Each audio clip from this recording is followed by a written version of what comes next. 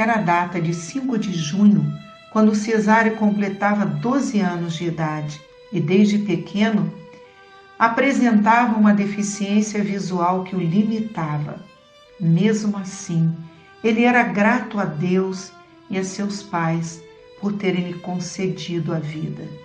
Naquele dia, na hora de apagar a vela do seu bolo de aniversário, os seus convidados motivaram-no para que fizesse um pedido, e ele, muito compenetrado, diz: "Eu quero ser biólogo.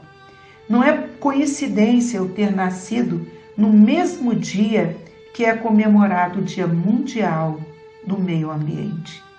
E o aniversariante, com sorrisos, corta o seu bolo e distribui a todos.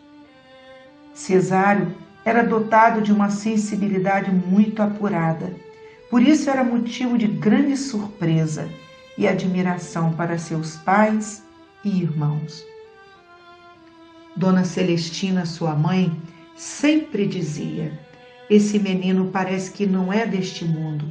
Ele tem uma empatia e uma compreensão para com todos. E tem um sentimento de paz e de serenidade. Ele é muito especial." Devido à sua pouca visão, Cesário não podia jogar bola com os irmãos. Porém, só de vê-los e ouvir as suas gargalhadas ao fazerem o gol já era motivo de alegria para ele. A sua maior distração era cuidar das plantas e dos animais domésticos que havia em sua casa. Cesário estudava em uma escola rural, bem distante, e ali era adotado o sistema multisseriado, onde na sala de aula havia aluno de vários níveis de ensino. Apesar da boa vontade da professora, ela não podia dar muita atenção ao menino por causa dos demais alunos. Como ele não conseguisse enxergar os textos nos cartazes, tudo era muito difícil no seu aprendizado. Porém, para o contentamento de Cesário, no ano seguinte, sua mãe o matriculou em um educandário inaugurado bem próximo à sua casa. No primeiro dia de aula, ele ficou um tanto decepcionado, pois não conseguia enxergar as escritas no quadro de giz. Portanto, Dona Júlia, a professora, ao perceber sua dificuldade visual, lhe deu todo o apoio. Ela pediu à sua auxiliar Marina que o conduzisse em suas dúvidas, para que ele não se atrasasse perante a turma. Júlia, desejosa de ajudar ainda mais o seu aluno, encaminhou-o para uma consulta médica no setor público. Dona Celestina levou Cesário ao oftalmologista e foi diagnosticado que ele tinha uma lesão visual de grande proporção, associada a uma forte miopia. O médico receitou-lhe óculos, e isto fez com que o menino tivesse uma visão mais nítida. Contudo, ainda não era como nas demais crianças. Apesar disso, ele agradecia por aprender as lições escolares e ver as cores da vida. Num determinado dia, Cesário chega contagiado de alegria, dizendo à sua mãe: "Mamãe, vai ter uma excursão do colégio no Parque Florestal. Eu posso ir?" "Vou ver, meu filho, pois tenho preocupação por sua visão ser curta. Eu não quero que você se machuque ou se perca." "Fique tranquila, mamãe. Você sabe do que eu mais gosto é de cuidar das plantas. Portanto, eu tenho muita curiosidade em conhecer as espécies vegetais. Eu quero ser um biólogo, como a senhora sabe, e quero ajudar as pessoas que sofrem de uma enfermidade grave, chamada fogo selvagem." "Mas quem lhe falou sobre essa doença, Cesário?" "Mamãe, meu colega Silvio tem um irmão com esse problema e seus pais sofrem muito, pois no momento não tem cura." O fogo selvagem é o pênfigo foliáceo. Ele é muito grave. Aqui no Brasil, acontece principalmente com crianças e jovens, nas áreas rurais como a nossa. Muitos estudiosos acham que o pênfigo foliáceo endêmico pode ser transmitido por mosquitos. Os casos mais frequentes estão concentrados nas áreas onde há maior desmatamento. Por isso, devemos cuidar de nossas florestas. Filho, onde você aprendeu sobre essas coisas? Marina, auxiliar de ensino, me ajudou a pesquisar na biblioteca da escola. Mãe, eu tenho vontade de, no futuro, através da pesquisa com as ervas medicinais, encontrar a cura dessa doença. Por isso, vai ser muito importante para mim visitar o Parque Florestal. Dona Celestina emocionou-se com os ideais tão nobres do filho e não teve como negar aquele pedido vindo do coração. No dia da excursão, Cesário, junto a Dona Júlia, Marina e os colegas, tomou o ônibus rumo ao Parque Florestal, que encontrava-se na saída da cidade. Dona Júlia explicou a todos os alunos que iriam caminhar por uma trilha até o lago e lá fariam um piquenique. Ela recomendou que ninguém se afastasse um do outro. Infelizmente, assim que começaram a caminhar, alguns alunos adiantaram-se, andando rapidamente em direção ao lago, e Cesário, ao contrário dos demais, ficou para trás, em face de sua deficiência visual e seu andar mais lento. Por esse motivo, a professora parou embaixo de um frondoso jacarandá e chamou todo o grupo de alunos a fim de aguardar Cesário. Assim que ele chegou, ela dirigiu-se a 4 alunos, que eram os mais velhos da turma, e deu-lhes a seguinte incumbência: eu quero que vocês acompanhem Cesário durante todo o trajeto, e dentro de pouco tempo chegaremos com segurança até o Lago Verde. Os meninos que acompanhavam Cesário começaram a zombar dele pelo seu andar vagaroso e os óculos de lentes grossas que usava. Cesário não dava ouvido àquelas zombarias. Pelo contrário, concentrava-se no perfume que sentia das espécies vegetais que margeavam o caminho, identificando cada trecho que percorria. Principalmente, ele ficava avaliando que ali entre elas poderia estar a cura do pênfigo foliáceo. De repente, um dos colegas que o acompanhava viu uma placa de outra trilha que levava ao mesmo lago. Entretanto, ele não observou que havia uma placa caída no chão, e essa tinha uma indicação importantíssima: trilha de difícil acesso, somente ir com guia. Como o menino não vira a placa, ele saiu eufórico, dizendo aos demais: vamos por aqui, chegaremos mais rápido. E todos o acompanharam, com exceção de Cesário, que argumentou: eu seguirei o que Dona Júlia recomendou. Vou por essa trilha, aqui estamos. Percebo-se que se vocês forem por este outro caminho, vão se perder. Desistam, venham comigo. E um dos colegas, com muita ironia, disse: já vem você, Cesarinho, com suas previsões azaradas. Nós vamos e chegaremos primeiro que todo mundo. Fique aí para trás com suas ideias. Cesário ficou preocupado e, por mais que alertasse os colegas, eles não ligavam e prosseguiram, deixando Cesário sozinho. Depois de um certo tempo, Cesário alcançou o lago e, para espanto de todos, os 4 meninos não estavam com ele. O menino explica que os colegas não quiseram acompanhá-lo pela trilha principal. Optaram por um trecho alternativo.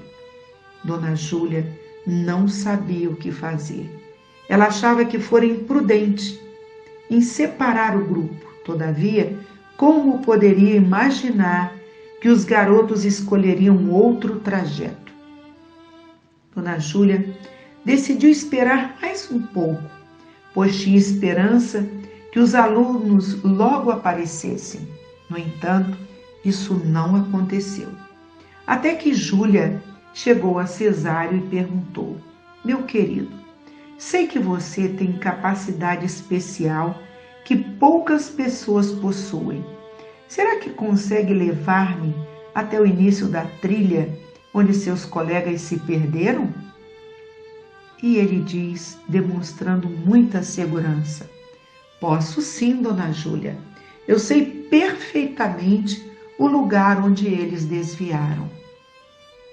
Ela então pediu a Marina que ficasse com o restante da turma de crianças e foi com Cesário e com mais 2 alunos para procurarem os meninos desaparecidos. Enquanto isso, os 4 meninos estavam andando com dificuldade pela trilha íngreme. De repente, viram uma ave de plumagem negra que ciscava o solo. Curiosos, eles resolveram aproximar-se dela bem pertinho. A ave então fugiu com a presença dos garotos falantes e dali para frente eles ficaram confusos e não conseguiram retornar. Os meninos andaram para lá e para cá, sem rumo, até que, cansados, sentaram-se no chão da floresta e, chorosos, resolveram esperar por ajuda. Dona Júlia, Cesário e os 2 colegas chegaram ao ponto onde iniciava a nova trilha e começaram a seguir o novo trajeto. Eles haviam percorrido uns 30 minutos de caminhada e nada. A professora, por mais que tentasse se controlar, estava em uma crise nervosa sem precedentes. Em certo ponto, Cesário para e comenta: Dona Júlia, foi neste local que meus colegas desceram. Vejo que desceram atrás de uma ave de plumagem negra. Não, Cesário, se formos por aí, também nos perderemos. Em sua tela mental, Cesário visualiza à frente marcas de pegadas. Ele então tenta novamente convencer a professora e os colegas a segui-lo. Dona Júlia percebe mais uma vez a segurança nas palavras do menino e, por isso, decide acompanhá-lo. Para a alegria do pequeno grupo, alguns metros à frente, constataram marcas de calçados infantis, confirmando assim a orientação do menino tão especial. A partir daí, Dona Júlia passa a confiar plenamente naquele menino de apurada sensibilidade. Júlia, antes de seguir a direção que Cesário apontava, alerta: temos que marcar o caminho para voltarmos com segurança. Ela então pega algumas sacolas plásticas que levava e, com a ajuda dos meninos, rasga-as em tiras. E Dona Júlia amarra nos galhos das árvores à medida que prosseguiam pela mata dentro. Eles avançam adiante pela floresta densa, seguindo Cesário. Passa um bom tempo e nada de encontrarem os garotos sumidos. Em certo momento, Cesário para e, compenetrado, diz: Dona Júlia, ouço vozes vindo nessa direção. Como? Eu não ouço nada. Ela virou-se para os outros meninos e questiona: e vocês, escutam alguma voz? Os meninos aguçaram a audição e responderam desanimados: não ouvimos nada. Um deles dirige-se a Cesário e afirma: Cesário, agora você está totalmente enganado. Não existe qualquer som de voz. O que existe é somente barulho da mata. Cesário não se importou com o comentário do colega e continuou seguindo a sua apurada sensibilidade. A professora e os colegas o seguem, mesmo que não tivessem ouvido nenhuma voz. Até que, para a alegria de todos, eles encontraram os amigos perdidos, que estavam muito abatidos e envergonhados em sua frustrada aventura. De volta ao lago, o grupo festejou a chegada dos desaparecidos. Só que havia um outro problema. Os primeiros brilhos das estrelas surgiam. O sol se despedia e a escuridão avançava. Marina, auxiliar de Júlia, diz muito preocupada: Dona Júlia, não conseguiremos voltar, pois já está anoitecendo e a cobertura das árvores aumenta ainda mais a escuridão. Com sua calma costumeira e a visão extrafísica, Cesário fala a todos: eu sei que posso guiá-los, apesar da escuridão, mas aprendi com minha mãe que nas dificuldades devemos orar a Jesus para que Ele nos proteja. A professora, muito comovida ao que o menino dissera, afirma: sim, Cesário, muito oportuno o seu lembrete. Vamos fazer todos juntos a prece do Pai Nosso. E assim oraram ligados ao Mestre Jesus. A partir daí, Cesário os conduziu em segurança até a saída do parque, onde o motorista já se ocupara em chamar as autoridades competentes para resgatar o grupo. Felizmente, graças a um garoto sensato e com uma visão extrafísica apurada, com grande facilidade de trabalhar em grupo, tudo acabara bem e todos voltaram felizes e em segurança para seus lares. Cesário, de volta para casa, pensava que, apesar da experiência vivida com os colegas perdidos na floresta, ele tivera a oportunidade de conhecer várias espécies vegetais. Isso deixou-o muito motivado. Ele sabia que num futuro próximo ele poderia dedicar-se aos estudos das plantas medicinais e, com as bênçãos de Deus, poderia, através delas, auxiliar a muitos que sofriam do fogo selvagem.